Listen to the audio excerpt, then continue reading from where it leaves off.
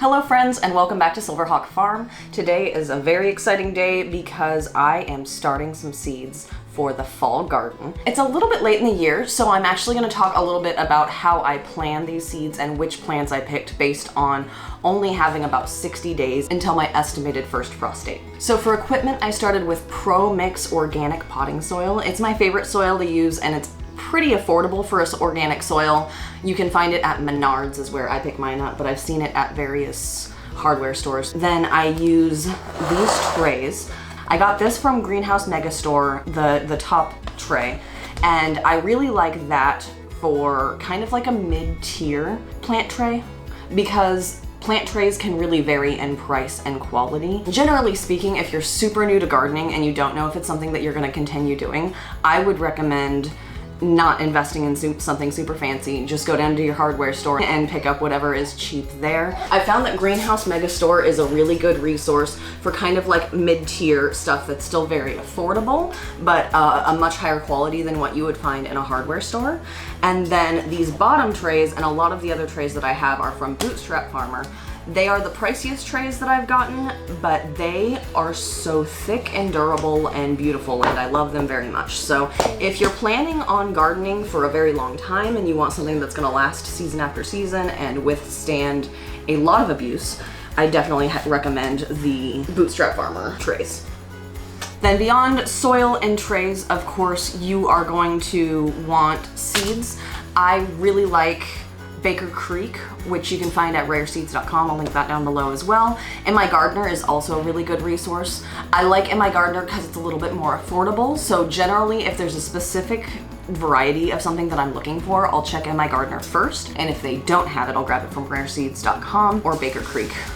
That's what the company's called. It's a common misconception that you can't use the seeds past the date that's listed on there. Those packing dates are just so that seed companies aren't selling old seeds, but most seeds will stay good for years and years and years, and you can continue to use them.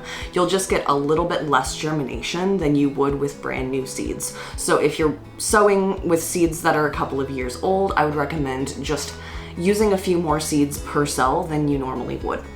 Generally, I haven't had a problem with that. When I do that, I usually end up overplanting and having like an 80% to 90% germination anyway, which is around what I'm used to. The next piece of equipment I would recommend is something to label your seeds. You can do this all sorts of ways. If you were planting in plastic cups, you could label directly on the cups. I've seen people cut up those like blinds, old window blinds, things like that. There's all sorts of different ways. I like just having a billion of these sitting around that are nice, fresh plant markers.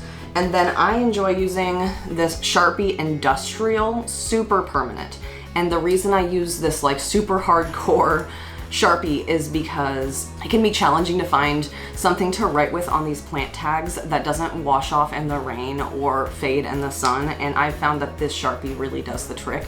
I will warn you that it means super permanent, so like if my toddler got a hold of this, it could be a bad situation. So just be wary and careful if you end up using this type of marker. So to get started today, I looked up my estimated first frost date, which for me is October 22nd. That's not an exact date. It can be a couple weeks before, a couple weeks after, but that's around when it's gonna be. And I looked into things that I can grow in those 60 days that are frost tender, such as lettuce. I'm not gonna be able to grow that after a freeze, but I can get lots of it in the next 60 days if I plant today. And then I looked at some things like brassicas, like broccoli, like spinach and Swiss chard, that sort of thing, that are going to withstand a freeze, and we're gonna grow quite a few of those. There are a couple of considerations for if you're planting this late in the season. So right now it's mid-August. I should have started these seeds mid-July. I didn't get a chance to, I didn't get around to it, so some of the things might not get as much of a harvest or may freeze a little bit earlier. Lettuce and herbs are alike in that you can harvest from them right away if you want to. Obviously, if it only has one leaf and you eat that leaf for dinner, it's not gonna continue growing, but it's safe to eat and harvest at any time. So I'm going to be growing lots of those, and then if I get a warning that there's going to be an early frost, I can go out and harvest those at whatever growth stage they're in. After I figured out what the seeds were that I actually wanted to grow and had time to grow, I went ahead and made a list of all of them, and I based everything on how many cells I'm going to be filling in my plant tray.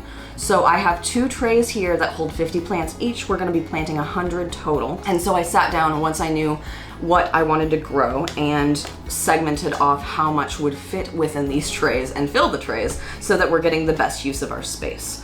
After that, I went ahead and got the trays prepped. I like these trays that have everything as one tray because it's easy to lift for watering, and also because it's easy to dump the soil straight on and then just kind of maneuver it around the tray so that it's breaking up the larger pieces and getting everything dispersed. I found that it's super quick to fill a tray this way versus the individual cups.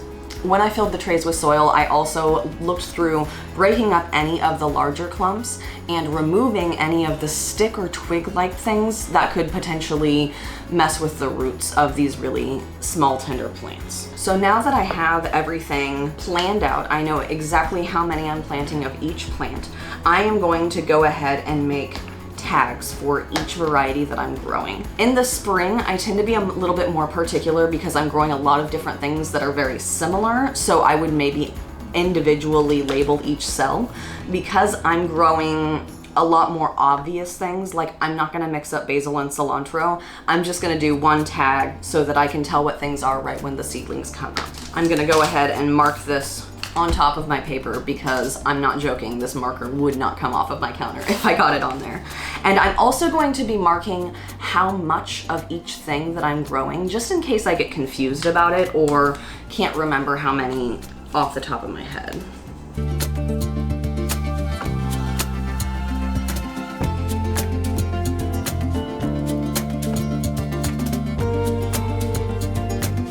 Now that I have everything prepared, we've got the trays, we've got the bottom trays, and we've got our seeds all labeled and numbered.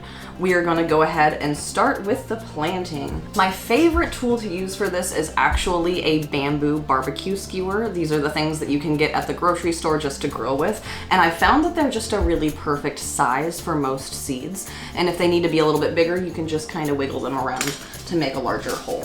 So I figured I would go through and kind of explain what I'm planting and why. First up, we're gonna start with some dill. I'm planting some extra dill because I'm hoping that I will be able to get in some more cucumbers by the end of the year. And so I'm hoping towards the end of the season, when the cucumbers are finally starting to produce quite a bit, I'm going to be able to have lots of dill to can with. So things that are super small like this, I will often just drop the seed and then just very gently poke it down.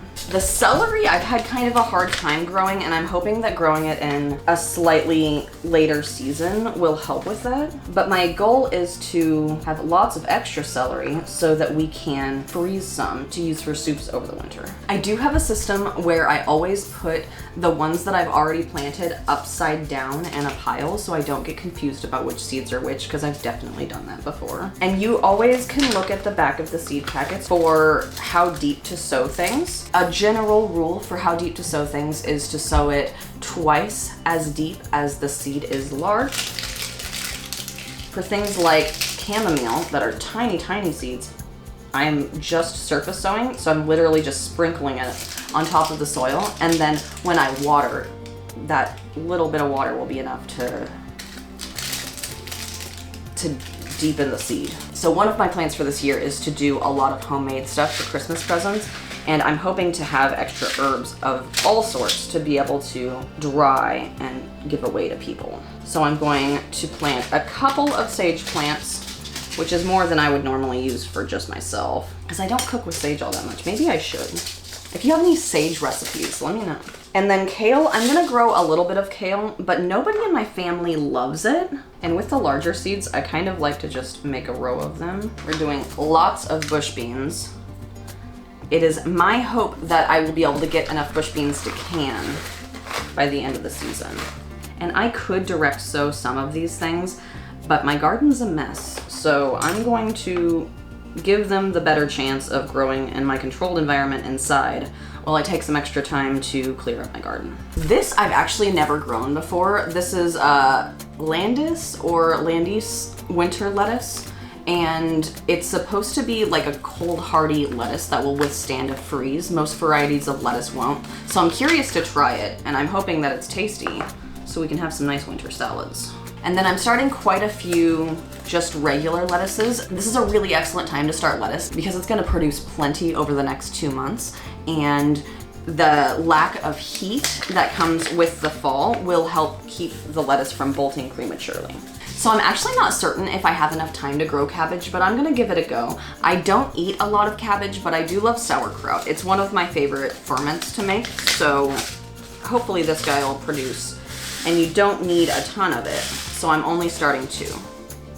And then I found this bushy cucumber from Seed Savers Exchange, and it says that it produces in 45 to 50 days. So I'm hoping that I'll be able to get some cucumbers at the end of the season to pickle with before fall. All right, that's my first tray done. Moving that to the side. The herbs that I'm growing are, I believe, all frost tender, so they're not gonna produce past the frost. But I'm starting some thyme, some cilantro, some basil, and I put chamomile in with the herb category. I know it's not technically an herb, you eat the flower, but cilantro or coriander if you're British, which is interesting because coriander is a seed that we use like culinary seed. A lot of people in America don't realize that's the same plant. We would call coriander the seed and cilantro the leaf. This is Emily basil. It's one of my favorite varieties. It's just like a really normal run-of-the-mill Italian sweet basil, like you'd have an Italian dish here. But I've always had luck with this variety. It grows well, it germinates well. It's delicious. This is one of my favorite things to grow ever. This is the rainbow Swiss chard. I got this variety. I've seen the variety a few different places. I got this from Baker Creek. It has a lot of the same nutritional content as kale, but if you hate the taste of kale, you might not hate the taste of Swiss chard. I find it to be a lot less bitter and a lot more flavorful, and I love the colorful stalks of this variety. It's so beautiful when it grows. So I use the stalks similarly to how I would use celery. I cut off the leaves and use that like a spinach in a salad or blend it up in food, and then I'll cut up the stalks to make really flavorful soups and add it to eggs and all sorts of things. Now for the rest of this tray, I'm going to be planting both the Waltham 29 broccoli, which is a beautiful heading broccoli, and the purple sprouting broccoli, which will create smaller sprouts, as well as one main head. And both of these should produce fairly quickly and can withstand a light frost. It's not going to survive a super heavy frost, but I do have some frost covering that I haven't really played with yet. So if it comes to that, I'm excited to try that out and hopefully be able to save this so that we can get lots of broccoli. I'm actually going to be starting 20 broccoli plants today, and my hope is that I'll be able to freeze it. That's my favorite way to preserve broccoli. I will be vacuum sealing and freezing it and then eating it over the winter. So that's us done. We've got both trays full of soil and seeds. Everything is labeled, everything is sorted. You can see some of the varieties that I have laid out here for you today. And a lot of the things that I'm going to be growing, I'm going to be putting directly in the ground, such as carrots and root vegetables. So I'll try and do a video about that when I go ahead and get those things planted. But this is going to be a lovely time to get a head start on our fall garden while it's still really hot outside and these plants would struggle to be outside. So as far as watering goes, I really like to use a spray bottle to water the top as well as bottom water during the first few days while I'm waiting for things to germinate. That encourages the soil to stay moist throughout, whereas later on, once they're plants, I'm going to only bottom water and encourage the roots to go down and deeper so that we can have nice healthy root systems for our plants before we transplant them out. After this, I'll go ahead and get these moved down to my shelf down in the basement that actually just has some really bright shop lights set up to make sure that these seedlings don't get too leggy. I'll be making a video here soon once these seedlings have sprouted, and I'll show you a little bit more about my setup, so be sure that you're subscribed so that you don't miss that. And I appreciate you all so much for hanging out with me today, and I hope that you treat yourself to something delicious today. And I'll see you really soon. Okay, bye! These look like Tic Tacs. These bush beans look like Tic Tacs. I almost popped one in my mouth. I'm not even joking, just out of habit.